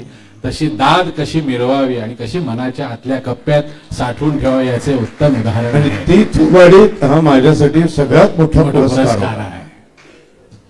असा निळूभाऊंना एकदा मिळाला होता. हो, निळूभाऊ. पण आता विषय नाही. आणि तो आता या पुस्तकाचं प्रकाशन दुबईमध्ये झालं. तर 2 प्रश्न त्या अनुषंगाने आहेत. म्हणजे दुबईमध्ये प्रकाशन करायचं असं काही ठरवलं होतं का, की ते अगदी सहज झालं? आणि दुसरी गोष्ट महत्वाची अतिशय म्हणजे दुबईमध्ये रामकथा सादर करायची परमिशन कशी काय मिळाली? हो, ही एक खरंच म्हणजे हा सगळ्यात मोठा प्रश्न की दुबईमध्ये कोणतरी समीर लिमय येणार भारतातून आणि तो रामकथा सादर करणार आणि त्याला त्या सगळ्या कायदेशीर परवानग्या ज्या लागतात तिथल्या अहवाला त्या मिळणार, ते हे कसं काय जुळून आलं? नाही, मुळात तिथे कसं झालं, तिथे एक मित्र आहे माझा जोशी राजीव, तर त्याची इच्छा होती मी त्याच्या घरी राहावं, कारण तिथे कॉर्पोरेट कीर्तन होणार होतं आणि एक परिसंवाद व्हायचा होता. तर मी त्याला म्हणालो मला तुझी रामकथा ऐकायची आहे, माझ्या घरी करशील का? तर मी म्हटलं करेन, पण तुम्हालाही सांगतो की वाल्मिकी ऋषींनी असं संकेत आहे दिलेला की रामकथा कोणाच्या घरात नाही करायची. अच्छा. त्याचा अर्थ असा की ती मंडपात व्हावी, म्हणजे जास्तीत जास्त लोकांपर्यंत पोहोचावी, हा त्याच्या मागचा भाग होता. तर मी त्याला म्हटलं की खरं मी असं घरात नाही करत, पण आता मला माहिती आहे दुबई आहे तर काय करणार. म्हटलं तुझ्या तिथे तुला अडचणीत येईल असं मी काय करणार नाहीये, पण आपण रामकथा करू. तू जेवढी लोक आहेत त्यांना बोलव, कारण आज योग्य काय रामायण आहे हे पोहोचणं खूप गरजेचं आहे. जसं समर्थांची ती ऍक्टिव्हिटी सांगितली तसं रामायण पण सुरू करण्यामागे काही अशी लोक आहेत नतद्रष्ट की जे काही अभ्यास न करता वाटेल ते बोलतात. बर, समर्थांचं सांगणं असं आहे की करावा अत्यंत साक्षेप, साक्षेप म्हणजे प्रयत्न, करावा अत्यंत साक्षेप आणि फेडावे नाना आक्षेप. त्यामुळे ते माझ्या डोक्यात होतं की नाही, आपण वाल्मिकी रामायणाचा माझा अभ्यास लॉकडाऊनच्या काळापासून सुरू आहे. योग वासिष्ठ या ग्रंथाचा अभ्यास माझा सुरू आहे. समर्थांनी वयाच्या 14व्या वर्षी सुहस्ते वाल्मिकी रामायण जसं या तसं लिहिलं त्याचेही खंड माझ्याकडे आहेत, मी त्याचाही अभ्यास करतोय. मग हे सगळं करताना तो म्हणला की रामकथा करायची. म्हणलं ठीक आहे, तर एकाच दिवसात काही होऊ शकत नाही, पण निदान त्या अख्ख्या रामकथेतला नेमकेपणानं रामाचं जे अपब्रिंगिंग आहे की राम कसा घडवलाय हे या पुढच्या पिढीपर्यंत कळू दे. तसं म्हणून त्याला मी म्हणलं मी तुझ्याकडे करेन. झालं असं, तिथे मी गेल्यानंतर तो म्हणला की आमच्या खरं बिल्डिंग मध्ये एक हॉल आहे, अल शरीफा बिल्डिंग, तर तिथे तो परमिशन देईल की नाही मला माहित नाही. मग आपल्या समर्थांचा शब्द आहे, काही झालं की राम करता म्हणायचं. मी म्हटलं राम करता नसेल तर तुझ्या घरात. एअरपोर्टला न्यायला आला तो आणि म्हणला ते काय परमिशनचं काय होत नाहीये. म्हणलं ठीक आहे, मग आपण जसं असेल तसं करू. त्यातनं उद्या संध्याकाळी करायचे ना, एक दिवस आहे अजून, बघूया. आणि काय घडलं मला माहिती नाही, पण त्या माणसाचा फोन आला की तुम्हाला 10 वाजेपर्यंत आम्ही हॉल देऊ. त्याला आनंद झाला, त्यांनी फटाफट व्हॉट्सअपवर मेसेजेस केले आणि 80 लोक अल शरीफा बिल्डिंग मध्ये रामकथा ऐकायला दुबईमध्ये आले. आणि त्याच्या कहर म्हणजे हे सद्गुरू कुठे पोहोचवतात त्याचा नेम नाही हो, त्या खरं झालेलं आहे. दुसऱ्या दिवशी त्यांनी एक प्रॉपर महाराष्ट्र मंडळाने एक हॉल बुक केला होता जिथे कॉर्पोरेट कीर्तन होणार होतं. तिथे मी छाटीत ना, दुबईत पण मी छाटीतच होतो. मी छाटीतनं आत गेलो, सगळं कीर्तन झालं, बाहेर पडलो, त्या गाडीत बसणार ते सेक्रेटरी आणि खजिनदार जे असतात ते मला 1-2 मिनिटं थांबा, काय झालं मी इथल्या सिक्युरिटीवाला तुम्हाला भेटायचं आहे. म्हटलं काय बाबा, आता मला वाटलं ते रामकथेचं काय आता परत, ठीक आहे ते होईल म्हणलं. तो सिक्युरिटी वाला आला आणि तो म्हणला की आपको मैंने YouTube पे सुना है आणि खरंच तुम्हाला खोटं वाटेल, त्यांनी माझी युट्यूबवरची कल्याणकरी रामराया ही प्रार्थना ऐकलेली होती आणि मी आल्याला त्यांनी मला ओळखलं आणि तो म्हणला मैंने इनको यूट्यूब पे देखा है, मुझे इनके साथ एक फोटो खिंचवानी है. क्या बात. आता गोष्ट अशी झाली की मला हा प्रश्न पडत होता की इथे लोक ऐकतायत, लोकांना राम समजून घ्यायचा आहे, मग काय नक्की असेल. तेव्हा कळलं की त्या अनेक जे शेख तिथे आहेत त्यापैकी मला नाव नाही माहिती, त्यातले एक कोणतरी शेख आहेत, त्याचा मुलगा काही दिवस पुण्यात शिकायला होता आणि त्याला पुण्यातला मुंजाबाचा बोळ पण माहिती आहे. तो त्याने सांगितलं की या महाराष्ट्र मंडळाच्या ऍक्टिव्हिटीला परमिशन द्या, ये लोक किसी को तकलीफ नाही देते. त्यामुळे तिथे ही रामकथा झाली आणि खरंच मला बरं वाटलं की समर्थ असं म्हणतात रामकथा ब्रह्मांडा पल्याड न्यावी, त्यातलं कुठेतरी छोटस कार्य जरी एवढं घडलं तरी हे पुष्कळ झालं, असं तो खरंच अनुभव होता. क्या बात आहे. एक प्रश्न विचारायचा आहे. मगाशी तो वाफाळलेली आमटी आणि भात काहीतरी विषय निघाला ना, सहज त्याच्यावरनं मला आठवलं.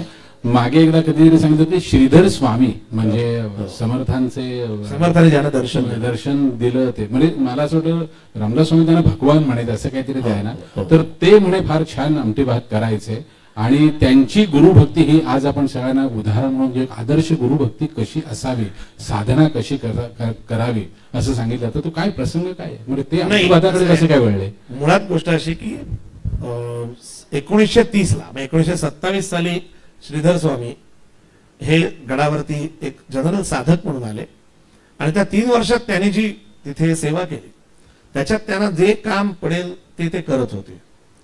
तर त्यावेळेला ते कर्नाटकात आल्यामुळे त्यांना अण्णा म्हणायचे, त्यांना काम दिलं तू स्वयंपाक कर. पण कसं असतं की साधके भावे नमस्कार घाली, त्याची चिंता साधूस लागली, सुगम पंथे नेऊन घाली जेथील तेथे. त्यामुळं ते स्वयंपाक करताना काय जजमेंट आहे, आज किती माणसं आहेत 300, काय करतो 300 माणसांची आमटी बघा बरं, किती वेळा कुकर लावायला लागेल विचार करा. आपण किती सहज बोलतो, आज 300 माणसं जेवायला, अरे पण कसा करता स्वयंपाक, हे काही तिथे रेसिपीचं काही नव्हतं ना. तेव्हा श्रीधर स्वामी काय म्हणायचे की ते स्वयंपाक करायचे, आमटी सुंदरच व्हायची, भात पण छान व्हायचा आणि मग जाताना भक्त म्हणायचे ही आमटी कोण करतं, हे तो अण्णा करतो, त्याला बोलवा बरं. तेव्हा ते मुलगा होते ते आले, म्हणजे काय म्हणजे तू कशी करतो ही आमटी. तेव्हा ते सांगितलं मी खरं सांगू का मी काही करत नाही, मी रामाला विचारतो की तू जेवायला येणार आहेस तर मी किती तिखट घालू आणि जे हाताला येईल ते मी घालतो. आज जेवढ्या इथे माता भगिनी आहेत त्याने सगळ्यांनी लक्षात ठेवावं, घरात स्वयंपाक करताना चित्तात राम असावा. स्वयंपाक करताना माझ्या घरातले नाही जेवणार आहेत, माझ्या रामाला मी हा नैवेद्य देणार आहे, त्याच्यानंतर तो प्रसाद म्हणून मी घरात खाणार आहे. तेव्हा ते ऐकत ऐकत जर तुम्ही आमटी भात जरी केलात तरी तो सज्जनगणासारखाच होतो. पण आपण काय करतो, कुठली तरी सिरियल लावून जे घरामध्ये उद्वेगात स्वयंपाक करतो तेच मुलं जेवतात. सारखं मीच करायचं, मलाच काय करायचं काय, ही जी मनातल्या मनात बडबड आहे ना ती बडबड स्वयंपाकात उतरते. सज्जन खरंच सांगतो, अनुभवान सांगतो, मी संध्याकाळी घरी स्वयंपाक करतो, कुठं नाही सांगत आहे, मला फक्त पोळ्या येत नाहीत. पण फॅक्ट अशी आहे की तुम्ही जर श्रवण करत करत स्वयंपाक केलात तर त्याच्यात तुमचा भाव उतरतो. हे श्रीधर स्वामींनी करून दाखवलेलं आहे. आणि तुझे भगवान म्हणालास ती तर इतकी अलौकिक गोष्ट आहे की पण ते खरी आहे ना भगवान. हो 3 वर्षात त्यांनी 3 तपाला पुरेल एवढं तपश्चर्या गडावर केली. आता काय होतं गडबड बघ, आपण म्हटलं तपश्चर्या केली की आपल्याला सिरियल आणि टीव्हीचा एवढा इम्पॅक्ट आहे की आपण लगेच त्याचे सिद्धासनात बसलेत, वरती रुद्राक्ष, इथे हा गेटअप करायला वेळ असेल का जो तपश्चर्याला बसेल त्याला. पण आपण वर्षानुवर्ष ते असे फ्रेमिंग करून ठेवले की असं म्हणजे हा ऋषी, पण तसं नव्हतं. श्रीधर स्वामी जे पडेल ते गडावरचं काम करत होते, पण मुखातनं कंटिन्युअस रामनाम सुरू होत. आता ज्या वेळेला गडावरची सगळी कामं संपायची त्यानंतर रात्री ते समर्थांच्या समाधीच्या इथे जाऊन अक्षरशः रडायचे की समर्थ मला दर्शन द्यावं, मी त्यासाठी हे सगळं करतोय. गुरुभक्ती किती असावी. आणि असं 3 वर्ष सातत्यानं करता करता एक दिवस आतून आवाज आला, या भगवान या. भगवान समर्थांनी त्यांना संबोधलं सज्जन हो, भग या शब्दाचा अर्थ ऐश्वर्य, आणि ऐश्वर्यामध्ये 6 प्रकारचे ऐश्वर्य असतात. त्याच्यात सर्वोत्तम ऐश्वर्य म्हणजे वैराग्याचं ऐश्वर्य. सो ज्याच्याकडे वैराग्याचं ऐश्वर्य असतं त्याला भगवान म्हणतात, आणि त्याचं स्त्री रूप त्याला भगवती म्हणतात. म्हणून साक्षात सद्गुरूनं हाक मारावी, या भगवान या, याच्यापेक्षा दुसरं वैभव ते काय हो. अशा त्या श्रीधर स्वामींचं जे काही चरित्र आहे, ती जी साधना आहे, ती समर्थांच्या मनाच्या श्लोकात, शेवटच्या श्लोकात आहे. मनाची शते ऐकता दोष जाती, मती मंदते साधना योग्य होती. म्हणजे साधनेच्या आधी आपल्याला योग्यतेचं व्हावं लागतं. एकदा साधनेच्या योग्यते झाला की चढे ज्ञान वैराग्य सामर्थ्य अंगी, म्हणे दास विश्वासिता मुक्ती भोगी. हा अख्खा प्रवास एका श्लोकात आहे. आणि अहंकाराचं बीज, मगाशी शरदने खूप छान मुद्दा मांडला.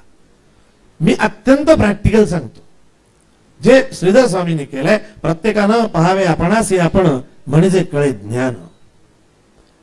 श्रीधर स्वामी, असे श्रीधर स्वामी म्हणतात की आजही गडावर रामाला साक्षात समर्थ दिवसातनं एकदा प्रदक्षिणा घालायला येतात. तेव्हा ही जागा कायम स्वच्छ असली पाहिजे. आता हे श्रीधर स्वामींचं सांगणं आहे. सज्जन हो, किती सिद्ध असोनी साधक, हे सद्विद्येचं लक्षण. जर त्या वाटेत कोणी थुंकला, बघा थुंकला, तर श्रीधर स्वामी हाताने ती थुंकी उचलायचे, कोपऱ्यात नेऊन टाकायचे, गडव्यातनं पाणी आणायचे, ती जागा स्वच्छ करायचे. माझे समर्थ इथनं चालणार आहेत. अहंकारावर तेव्हा बोलावं. दुसऱ्याची थुंकी उचलणं, आपण काय केलं असतं, हे इथे थुंकतात का, हे आपण. त्यांच्या दृष्टीने तो थुंकला हा महत्वाचा मुद्दा नाहीये. माझ्या सद्गुरूच्या वाटेवरती थुंकलाय, त्यांना घेणं देणं सद्गुरूची पावलं पडणार आहेत. त्या पुढची जागा स्वच्छ करणं हे साधकाचं काम आहे. सज्जनो, याला साधक वृत्ती म्हणतात. आणि ती जर पाहिजे असेल तर मनाच्या श्लोकांशिवाय पर्याय नाही. अहो, आपल्याला एवढा अहंकार असतो, आपण जर पटकन म्हटलं दुसऱ्याला जरा ती चप्पल बाजूला कर, बघा आपण अंगठ्याने उचलून बाजूला करतो, आपण हाताने उचलत नाही. आपण म्हणतो देवळात येताना चप्पल बाहेर काढायची, म्हणजे अहंकार टाकून हे सगळं आपण बोलतो. पण प्रत्यक्ष करताना चित्तात जर तुम्ही श्रीधर स्वामींना ठेवलं आणि मुखात मनाच्या श्लोकाला ठेवलं, तरच तुम्ही साधनेच्या योग्यतेचे व्हाल. आणि मग खूपच छान गोष्ट प्राप्त होते. ती म्हणजे तर कोणाची भीतीच वाटत नाही, कशाचा लोभच उरत नाही. श्रीधर स्वामींच्या डोळ्याकडे बघा, त्या डोळ्याकडे पाहिलं तरी लक्षात येतं याला कशाची लालूच दाखवता येईल. ते डोळे ऍट पार जाणं म्हणजे काय, तर श्रीधर स्वामींकडे बघितल्यावर कळतं. आणि त्याचं मूळ रूप जर बघायचं असेल तर समर्थांचे मनाचे श्लोक बघा, ते मनाचे श्लोक आहेत. पटकन उदाहरण देतो. आपण जर आता इथे एखादा श्लोक मी तुम्हाला सांगितला, तो श्लोक तुम्ही म्हटलात की आपण काय करतो, शेजारच्याकडे बघतो, बघ समर्थांनी काय म्हटलंय. आणि श्रीधर स्वामी काय म्हणतात, बघ श्रीधरा तुला समर्थांनी काय शिकवलंय. हे पहावे आपणास आपण, म्हणजे कळे ज्ञान. हे त्याचं खरं वैशिष्ट्य. अजून एक छोटासा प्रश्न म्हणजे तो प्रश्न विचारण्याच्या आधी मला एक छोटा प्रसंग सांगायचा. पु ल देशपांडे आळंदीला गेले होते. भीमसेन जोशी, पु ल देशपांडे आणि वसंतराव देशपांडे. त्यांच्या गाण्याचा कार्यक्रम झाल्यावर ते दर्शन घ्यायला गेले. ते एक 8 वर्षाचा मुलगा होता, नुकतीच मुंज झालेला. तो पटकन म्हणाला, ते कमंडलू घेऊन हातात तीर्थ द्यायला, तो पुलना पटकन म्हणाला, आजोबा घ्या पाणी घ्या. तर ते मुलाचे वडील बाजूला होते, ते म्हणाले, अरे पाणी नाही तीर्थ म्हणावं. तर पुलं म्हणाले, जाऊ देवा, 8 वर्षाच्या मुलाच्या हातून काहीतरी सुटतंय, याच गोष्टीचा मला खरा आनंद आहे. कुठे शिकवत आहे पाणी काय तीर्थ काय तीर्थ काय. तर ते वडील कद वगैरे नेसला, ते छे छे, त्याला समजलं पाहिजे पाणी कशाला म्हणायचं तीर्थ कशाला म्हणायचं. पुलंनी त्या मुलाला बाजूला ठेवलं आणि त्या वडिलांना विचारलं, तुम्हाला तरी माहिती का पाणी कशाला म्हणायचं आणि तीर्थ कशाला म्हणायचं. तो भाग वेगळा हो. अरे 8 वर्षाच्या पोराला माहिती पाहिजे असं तुम्हाला वाटतं आणि तुम्हाला वर्षानुवर्ष पूजारकी करता माहिती नाही. पुलंनी सांगितलं, मी तुम्हाला सांगतो पाणी कशाला म्हणायचं आणि तीर्थ कशाला म्हणायचं. शरीराला आंघोळ घालतं ते पाणी असतं आणि मनाला आंघोळ घालतं ते तीर्थ असतं. तसं मागे एकदा तू म्हणजे माझी चूक तू सुधारली होतीस ती अशी आहे की मी एकदा सहज बोललो होतो की दासबोध हे पुस्तक छान आहे म्हणून, तेव्हा तुम्हाला विघ्नेश दासबोधाला पुस्तक म्हणू नकोस, त्याला ग्रंथ म्हण. तुम्हाला काय फरक पडतो, मी आपलं सहज म्हटलं. तेव्हा तुम्हाला पुस्तकाची व्याख्या वेगळी समर्थाने सांगितलेली आणि ग्रंथाची व्याख्या वेगळी. तर ती काय आहे या पुस्तकाच्या अनुषंगाने मला विचारायचं आहे की हा 1 ते 66 ओवी म्हणजे हा ग्रंथ म्हणायचा आपण की याला पुस्तक म्हणायचं? आता पुस्तक कसं म्हणायचं ते सुरुवातीला तू तिथनं सांगितलं, पण ग्रंथ याची व्याख्या समर्थाने अशी केली आहे की जेणे होये उपरती आणि जेणे अवगुण पालटती त्या नाव ग्रंथ. आता ती एक ओवी पण असू शकते, एक श्लोकही असू शकतो, पण आपण जनरली काय करतो, किती पानांचं आहे ह्याच्यावर ठरवतो. मग आता हे 200 नामाला आपण पुस्तक म्हणूया, 1000 हा ग्रंथ आहे असं नाहीये. आणि म्हणून समर्थांची एक वेगळीच रचना आहे, समर्थांचं लेखन अपाट आहे. त्यात त्यांनी एकच चरण 4 वेळा लिहिलंय, ये ग्रंथीचा अर्थ काढा. दुसरं चरण ये ग्रंथीचा अर्थ काढा. तिसरं चरण ये ग्रंथीचा अर्थ काढा. प्रश्न पडतो रे हे असं का लिहिलं? बघा शब्दावरचं वजन बदलत जा, अर्थ बदलतो. ये ग्रंथीचा अर्थ काढा, ये ग्रंथीचा अर्थ काढा आणि ये ग्रंथीचा अर्थ काढा म्हणजे औषध. कसा एकाच शब्दात किती गोष्टी आहेत बघा. असं समर्थांचं विपुल लेखन आहे. पण ग्रंथ ह्याला जर खऱ्या अर्थाने पाहिलं तर किती पानांचं याच्यावर ठरवू नका, त्याच्यात काय लिहिलंय आणि त्याचं मूळ अगदी सांगायचं. माझं सोडून द्या, माझं पुस्तकच आहे, पण समर्थांसारखे जे सत्पुरुष आहेत हे ना जे बोलतात ती परावाचा असते. म्हणजे ते परावाचेतनं डायरेक्ट प्रगट वैखरीद्वारे झालेले असतात. ते बेतलेलं नसतं, टला ट मला म नसतं. त्यामुळे ते जे बोलतात त्याला श्लोकच स्वरूप प्राप्त होतं.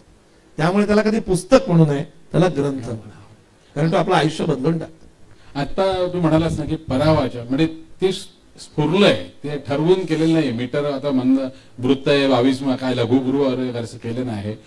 तो हे जे लिहिलं असेल त्या शिष्याची निवड कशी केली असेल समर्थाने? कल्याण स्वामी. हा म्हणजे तो असं काही आहे का उल्लेख कुठे की ते त्यांनी कधी सांगितलं असेल आणि लिहून? नाही, त्याचा म्हणजे तो भाग आहेच, पण कल्याण स्वामी काय ते सांगतो. हा की आपण सगळेच समर्थांना मानतो, समर्थांचे भक्त आहोत, पण टार्गेट समर्थ व्हावं हे असू नये, टार्गेट कल्याण स्वामी व्हावं हे असावं. अच्छा, सत्शिष्य व्हावं ना. सद्गुरू काय व्हायचंय? सद्गुरू समर्थच आहेत, आपण सत्शिष्य होण्याची गरज आहे. मग सत्शिष्य म्हणजे कल्याण स्वामी हा एक रोल मॉडेल धरू आपण. की साधा विचार करा, परावाचेत न बोलतायत शिवथरगडे, इमॅजिन करा शिवथरगडीत समर्थ बसलेत, त्यांच्या लाडक्या सिद्धासनात बसलेत, छान 3 लागले ब्रह्मानंदी टाळी आणि सुरू केलं गणाधीश जो, हे त्या अवस्थेत बोलतायत.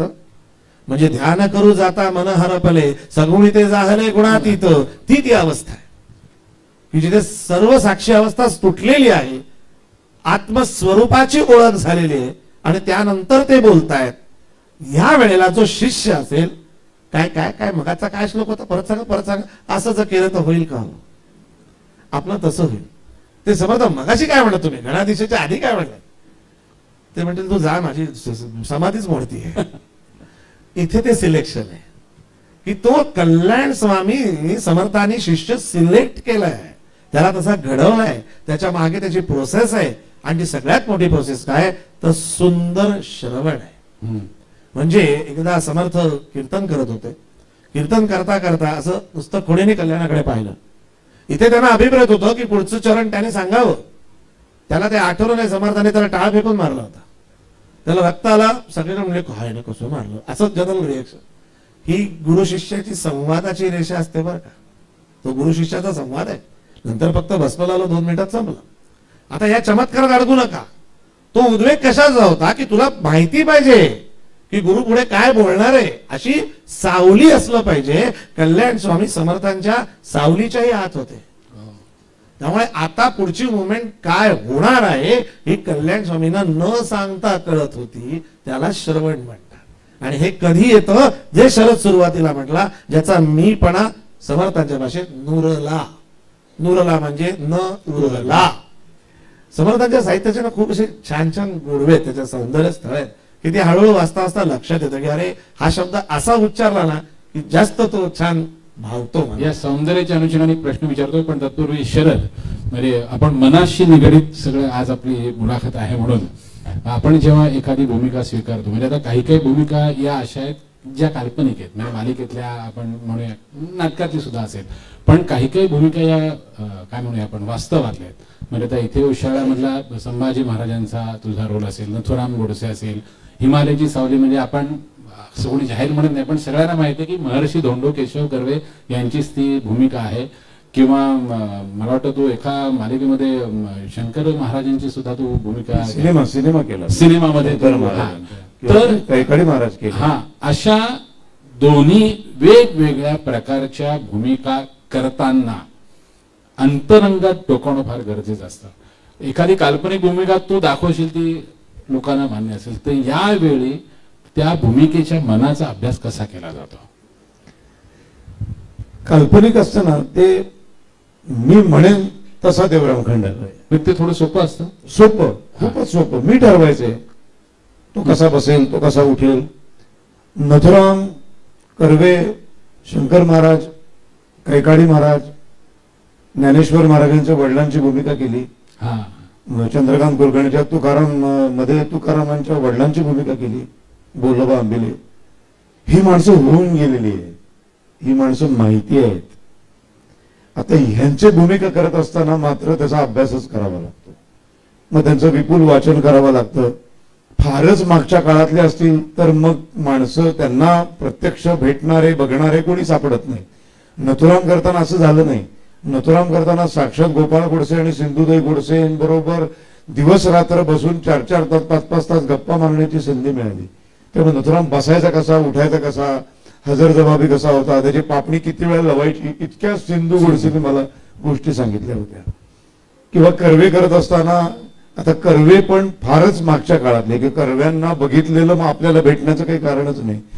पण मग कर्वे करत असताना कर्व्यांबद्दल माहिती काढून काढून काढून त्यांच्या आयुष्यातला एक फार मोठा प्रसंग आपण नाटकात करतो बघतो. 1910, 7, 8, 9, 10 हा काळ आहे तो सगळा. 8, 9, 10 1910च्या काळामध्ये 3000 रुपये किती मोठे होते अमाऊंट. मुलांच्या नावाने काढलेली पॉलिसी, नाटकातला प्रसंग आहे. मुलांच्या नावाने काढलेल्या पॉलिसी मॅच्युअर होणार आहे आणि त्याचे बरोबर 3000 रुपये मिळणार आहेत. त्याच वेळेला या कर्व्यांचा मुलगा मॅट्रिकची परीक्षा पास होतो आणि त्याचं स्वप्न असतं जर्मनीला जाऊन पुढचं शिक्षण घ्यायचं.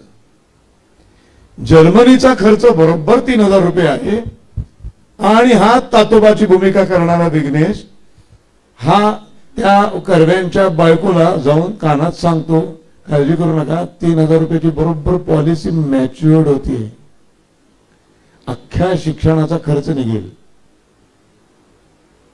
आता ही पॉलिसी मी काढली हे ह्याच्याकडनं पहिल्यांदा त्या कर्व्यांच्या बायकोला कळतं आणि ती ठरवते आता नवरा आला की त्याला विचारायचं. आता नवऱ्या घरात नवराच आहे, बाहेर जरी ते भारत रत्न कर्वे असले तरी घराचा उंबरठा ओलांडला की माणसं नवराच असतात, बापच असतो, भाऊच असतो. सर्वसामान्य बापाला नवऱ्याला जसं बायका वागवतात तसंच त्या भारतरत्नाला सुद्धा घरात वागवतात. आता बायकोने विषय काढलाय त्या 3000च्या पॉलिसीचं काय. आता नवऱ्यासमोर यक्ष प्रश्न आहे. अशा अनेक विधवा तरुण मुली, अनेक आई वडील गमावलेल्या मुली, त्यांचा आश्रमासाठी 3000 खर्च करायचे का मुलाला जर्मनीला पाठवण्यासाठी 3000 खर्च करायचे. किती यक्ष प्रश्न आहे हा. प्रश्न तुम्ही स्वतःच्या मनाला एकदा विचारून बघा. तुमच्या आयुष्यात असा प्रश्न आला की सार्वजनिक कार्यासाठी 3000 खर्च करायचे का मिळालेले 3000 रुपये मुलाच्या शिक्षणासाठी खर्च करायचे. 99.99% लोक मुलाच्या शिक्षणासाठी खर्च करतील, त्याच्यात गैरही काही नाहीये. गैर काहीच नाही. मुलाचीच पॉलिसी काढली, ती मॅच्युअर्ड झाली, बरोबर लकीली, आणि मुलासाठीच ते खर्च केले, याच्यात चुकीचं काहीच नाही. पण इथेच कर्वे भारतरत्न का ठरतात. शाळेत शिक्षणापर्यंतची जबाबदारी माझी होती. उच्च शिक्षण घ्यायचं ते त्यांनी त्याच्या कर्माने त्याच्या मेहनतीने.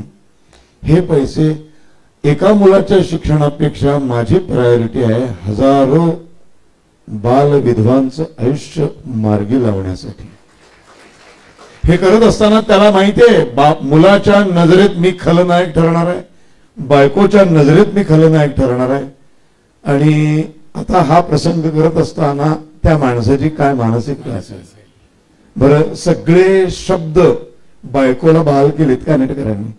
नवऱ्याला शब्दच नाहीये आणि तो फक्त गोविंद गोविंद म्हणत असा फिरत राहतो. आणि हा अख्खाच्या अख्खा प्रसंग आम्ही करायचो नाटकात आणि लोक अक्षरशः असे भारावून जायचे. ज्यांनी कोणी 78 प्रयोग आणि मग करोनामुळे बंद पडलं. आता तुम्हाला संधी मिळेल ते सगळं बघायची.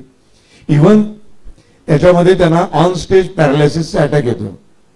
आता खरा पॅरालिसिसचा अटॅक येणं आणि स्टेजवर पॅरालिसिसचा अटॅक येणं एक 75 वर्षाच्या म्हाताऱ्याला हा आम्हाला प्रत्यक्ष करायचा आहे आता स्टेजवर. बरं, साधारण आम्ही जे प्रसंग करतो ते कधीतरी कुणाचे तरी बघितलेले असतात, कधीतरी ऐकलेलं असतं, सिनेमात बघितलेलं असतं. पॅरालिसिस माझ्या डोळ्यासमोर पॅरालिसिसचा अटॅक आला हा प्रसंग मी कधी बघितलेलाच नाही. असं साधारण कोणीच बघत नाही किंवा सिनेमात पण कधी कुठे आपल्याला असं बघायला मिळालेलं नाहीये. आता हा प्रसंग करायचा कसा? मग पॅरालिसिसवर उपचार करणाऱ्या एका डॉक्टरला जाऊन भेटलो आम्ही आणि डॉक्टरला विचारलं की पॅरालिसिस येण्याची कारणं काय काय असतात. तेव्हा त्यांनी मला सांगितलं की प्रचंड एक असा क्षण येतो आयुष्यामध्ये आणि बीपी इतकं सटकन शूट होतं आणि त्या क्षणी मेंदूवरचा कंट्रोल जातो आणि विशिष्ट अवयव पॅरालाइज होतात. आता 3ऱ्या अंकातल्या पहिल्या प्रवेशात ऑन स्टेज मला पॅरालिसिस अटॅक येणार आहे. बीपी सटाकन शूट होण्याचे क्षण आधीच्या 2.5 अंकामध्ये शोधायचे. आता बीपी शूट होणं, मानसिक प्रचंड खच्चीकरण येणं, माणूस संपायची वेळ येणं असं त्याच्या आयुष्यात कधी होतं तर त्याच्या आयुष्यातल्या सगळ्यात त्याचं जीवश्च कंठस्थ ज्या गोष्टी असतात मनाच्या सगळ्यात जवळच्या, त्यांना जेव्हा मनपटलाला धक्का बसतो तेव्हाच माणसाच्या आयुष्यात असं काहीतरी घडू शकतं. मग ते काय तर सगळ्यात पहिला त्या महिलांसाठी केलेला आश्रम. त्या आश्रमाबद्दल जेव्हा काही घडेल तेव्हा त्याला तो धक्का बसेल आणि त्या आश्रमासाठीच त्यांनी आपली पुढची पिढी जी तयार करायला घेतलेली आहे, ज्याला तो वारंवार सांगतोय की संसारामध्ये पडू नकोस कारण आपल्याला समाजाचा संसार करायचा आहे, तोच त्यांनी घडवलेला दुसरे स्वतःचे कर्वे दुसऱ्या तरुण मुलात बघणारे हे कर्वे, तोच मुलगा कर्व्यांच्याच मुलीच्या प्रेमात पडतो आणि संसार करायचा निर्णय घेतो. हा दुसरा धक्का. या 2 धक्क्यांच्या वेळेला मी नाटकामध्ये बीपी शूट होण्यामुळं काय काय घडतं तर मुंग्या येतात काय काय तिथे सगळं मी करायचो. एकही वाक्य मला नाटकात नव्हतं. सगळी बाजूची पात्र बडबडत असतात. मी एकाच ठिकाणी बसलेला असतो आणि मी असं झटका आलाय, माझ्या झटका येतोय, मला कुठेतरी मुंग्या येत आहेत आणि ती प्रोसेस सुरू झाली आहे. 1000 प्रेक्षक असतील गडकरी रंगायतला. मला माहित होतं त्यातल्या 2 किंवा 3च जणांना काहीतरी स्टेजवर बाकी सगळा प्रसंग चालू आहे, इकडे डायलॉग बोलणं चालू आहे, खूप छान वाक्य बोलणं चालू आहे, टाळ्या बिळ्या पडतायत आणि त्यावेळेला शरद वंशी हा नट कर्व्यांच्या भूमिकेतला त्यांची दाढी लावलेला हा माणूस काहीतरी हात झटकतोय, काहीतरी मांडीवर हात चोळतोय. हे काय चालू आहे याचं? हे फक्त 1000 रसिकांमधल्या 5 जणांना जरी लक्षात आलं तरी ते 5 जणांना तेव्हा नाही कळणार की हे काय होतं. हे पहिल्या अंकात एकदा घडतं, दुसऱ्या अंकात एका घडतं, 3ऱ्या अंकात जेव्हा पॅरालिसिसचा अटॅक येतो तेव्हा सटकन त्यांची क्लिक होते. ओ शिट, याची सुरुवात त्यांनी पहिल्या 2 अंकात दाखवली होती, त्याला आम्हाला कळलं नाही. ते भूमिकेच्या मनाचा विचार किंवा मानसिकता दाखवायची असते तेव्हा अशी असते. जसे नथुराम करताना नथुरामचे वीक पॉइंट्स असतात प्रत्येकाच्या आयुष्यातले. एक स्वतःचे आई वडील आणि मातृभूमी. संपूर्ण नाटक तुम्ही बघितलं असेल. शांतपणे छान अतिशय कुठलंही न सटकता न चिडता मी बोलत असतो जेव्हा जेव्हा मातृभूमीचा विषय निघतो तेव्हा त्याची तार सटकते आणि तो एकदम हाय पिचला जाऊन बोलतो.